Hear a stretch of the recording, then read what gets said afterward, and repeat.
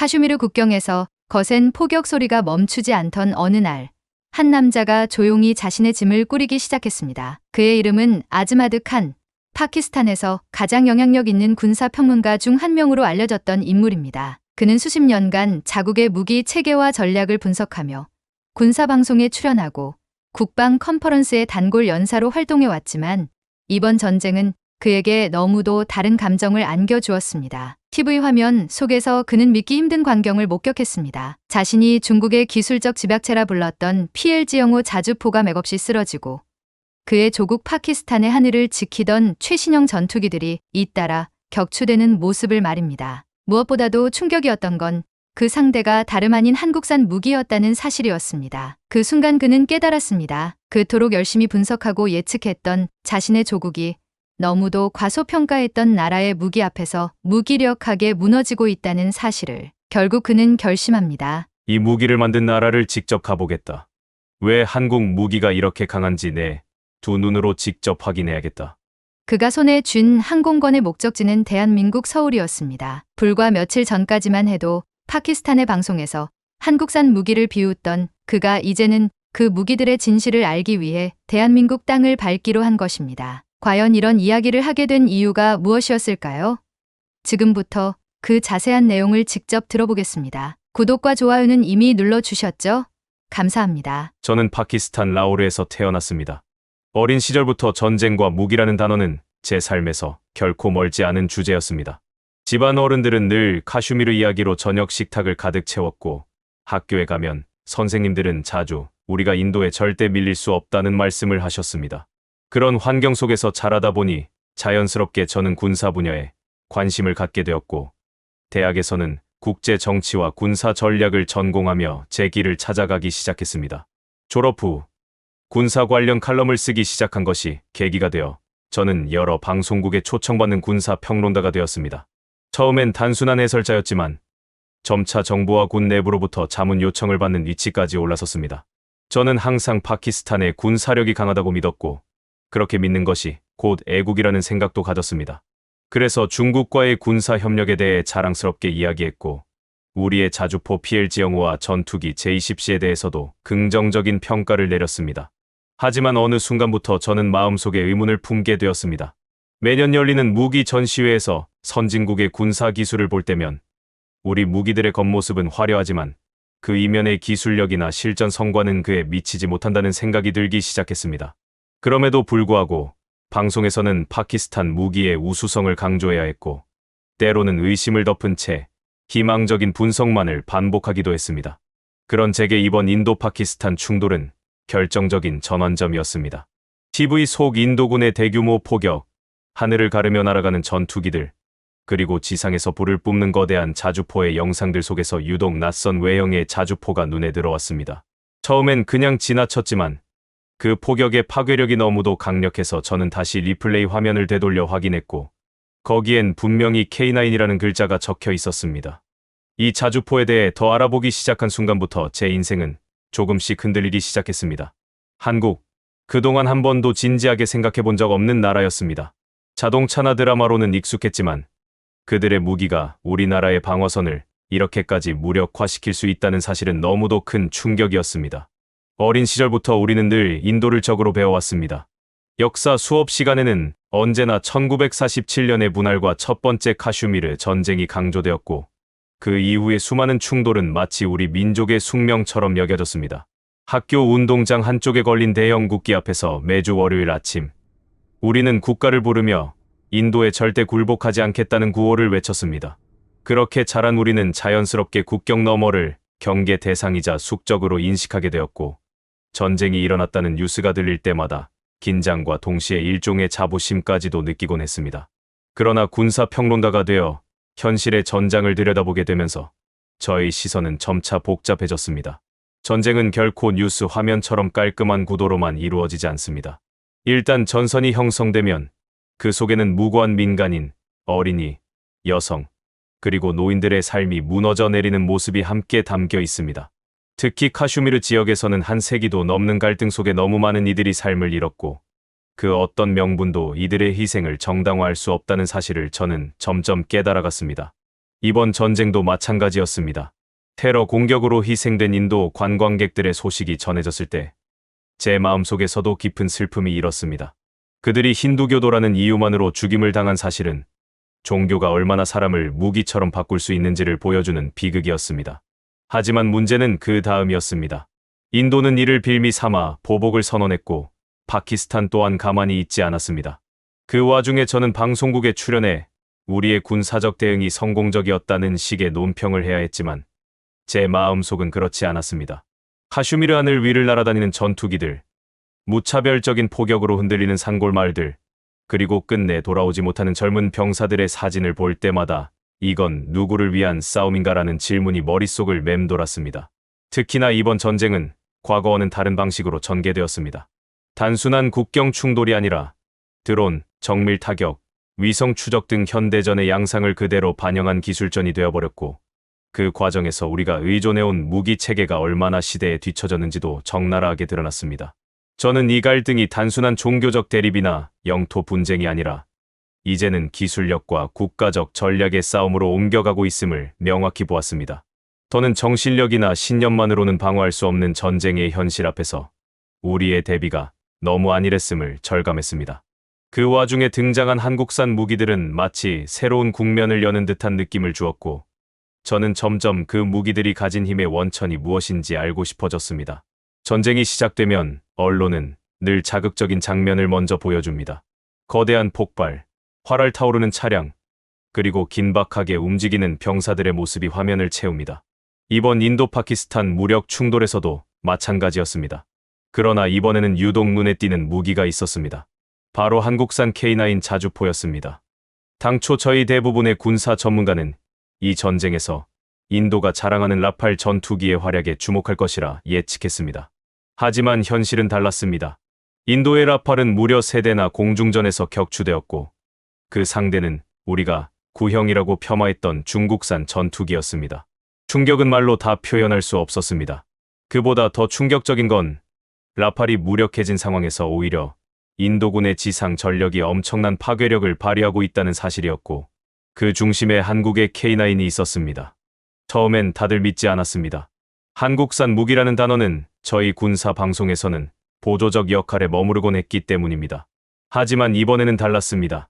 국경을 따라 배치된 인도군의 포병대가 집단으로 사격을 개시할 때마다 파키스탄 지역에서 연기 기둥이 솟구치는 모습이 생생히 보였습니다. 국방부 발표에 따르면 단 한 발의 오차도 없이 목표 지점을 정확히 명중시킨 사례가 속출했고 피해 지역의 사진이 공개되자 우리 방송 내부에서도 술렁임이 일었습니다. 이게 정말 한국 무기라고요? 누군가가 중계실에서 던진 이 질문이 그 자리에 있던 모두의 마음을 대변했습니다.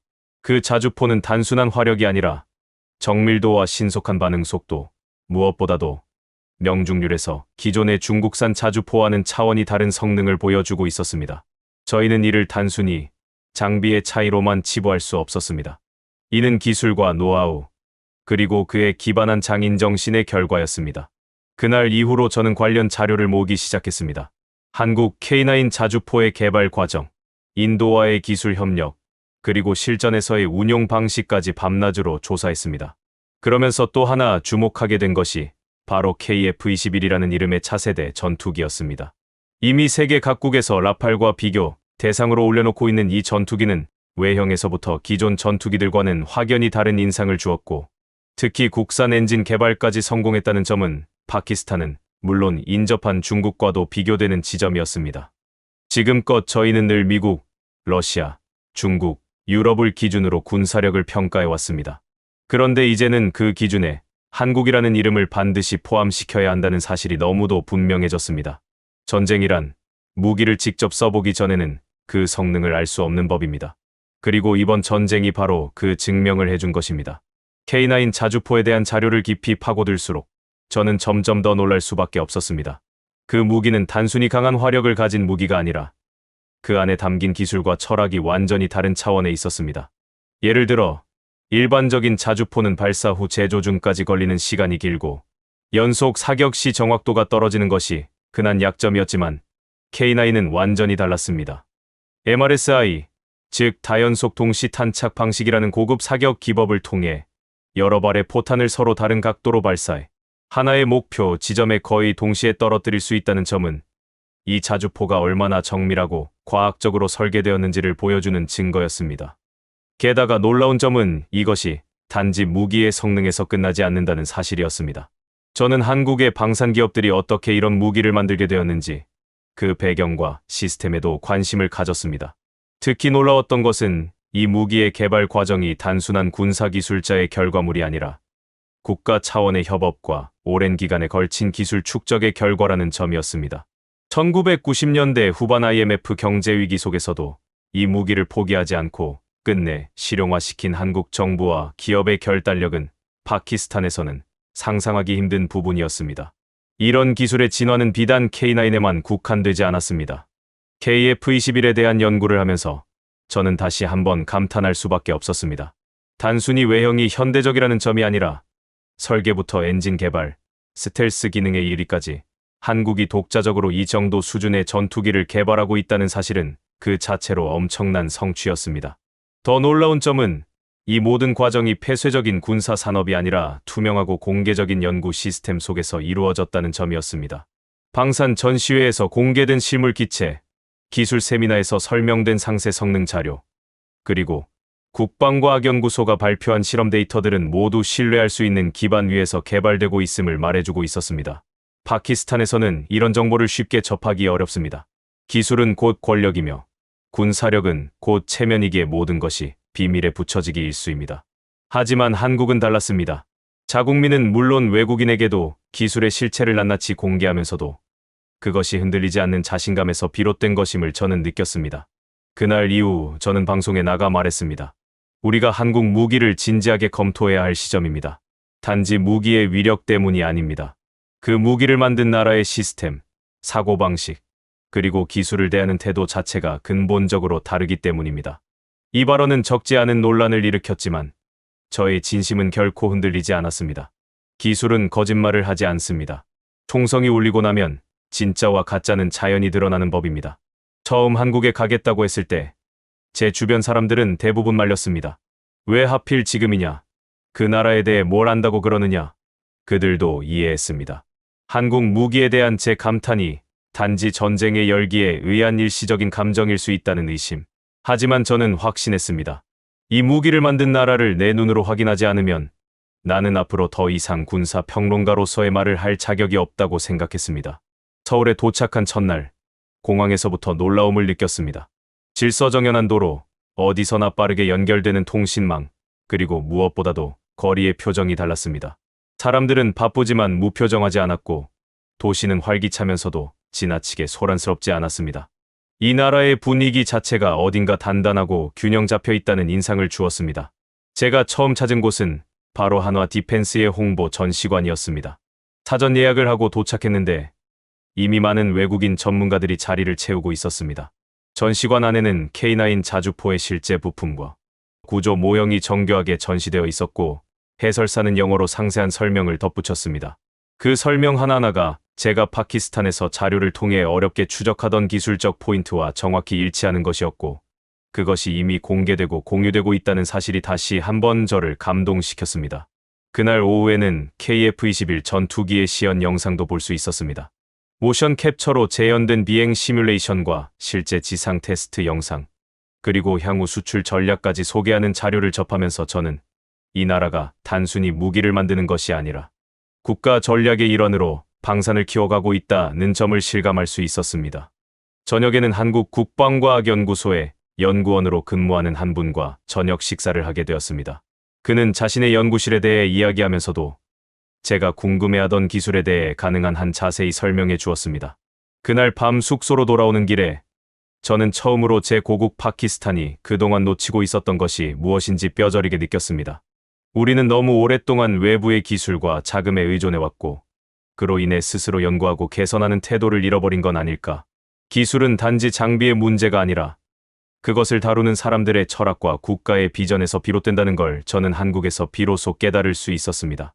이 이야기를 들으시면서 혹시 여러분도 마음속으로 고개를 끄덕이셨는지 모르겠습니다. 한 나라의 무기, 그것이 단지 전쟁을 위한 도구가 아니라 그 나라가 어떤 철학과 정신으로 무장되어 있는지를 보여주는 거울이라는 사실을요. 파키스탄에서 군사 평론가로 살아온 아즈마드 칸 씨는 이번 전쟁을 통해 그동안 자신이 보지 못했던 진실을 마주하게 되었고 그 진실을 외면하지 않기로 결심했습니다. 결국 그는 그 무기를 만든 한국이라는 나라에 직접 와서 단순한 호기심이 아닌 진심 어린 존중의 눈으로 한국의 기술과 철학을 바라보았습니다. 우리는 늘 말합니다. 명품은 드러내지 않아도 언젠가는 빛이 나기 마련이라고요. 그리고 이번 이야기에서 그 말이 얼마나 진실인지 다시금 확인할 수 있었습니다. 아무리 많은 광고와 선전을 해도 결국 실전에서 증명되지 않으면 그 무기는 신뢰받을 수 없습니다. 그런데 우리의 K9 자주포와 KF-21 전투기는 이미 그 실력을 증명해내기 시작했습니다. 그 결과로 지금 전 세계는 한국 무기를 다시 보기 시작했고